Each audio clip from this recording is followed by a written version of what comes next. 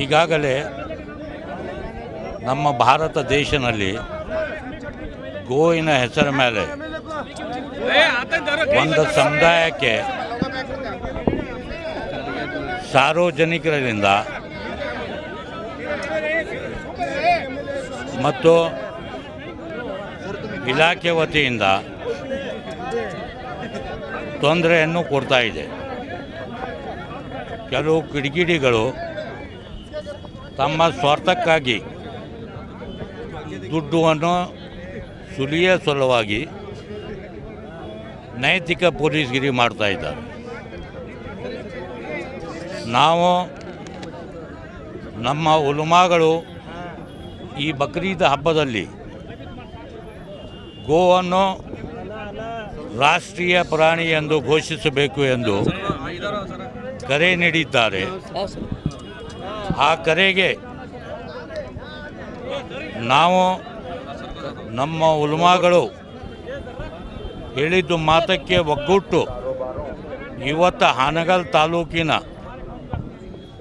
ಸಮಸ್ತ ಮುಸ್ಲಿಂ ಸಮಾಜ ವತಿಯಿಂದ ರಾಜ್ಯ ಮತ್ತು ಕೇಂದ್ರ ಸರ್ಕಾರಕ್ಕೆ ಅಂಜುಮನೆ ಇಸ್ಲಾಂ ಹಾನಗಲ್ ನೇತೃತ್ವದಲ್ಲಿ ತಾಲೂಕಿನ ಎಲ್ಲ ಅಂಜುಮನ್ಗಳು ಕೂಡಿಕೊಂಡು ಗೋವನ್ನು ರಾಷ್ಟ್ರೀಯ ಪ್ರಾಣಿ ಘೋಷಿಸಬೇಕು. ಅದಕ್ಕೆ ರಾಜ್ಯ ಸರ್ಕಾರ ಮುಖಾಂತರ ಕೇಂದ್ರ ಸರ್ಕಾರಕ್ಕೆ ಶಿಫಾರಸು ಮಾಡಬೇಕು ಅಂಥೇಳಿ. ಇಲ್ಲ, ಈಗ 15 ದಿವಸ ಒಳಗಾಗಿ ನಾವು ತಾಲೂಕು ಒಳಗೆ ನಮಗೆ ಅದಕ್ಕೆ ರಿಸಲ್ಟ್ ಸಿಕ್ತಂದರೆ ನಾವು ಇಲ್ಲಿಗೆ ಮುಕ್ತಾಯ ಮಾಡ್ತೀವಿ.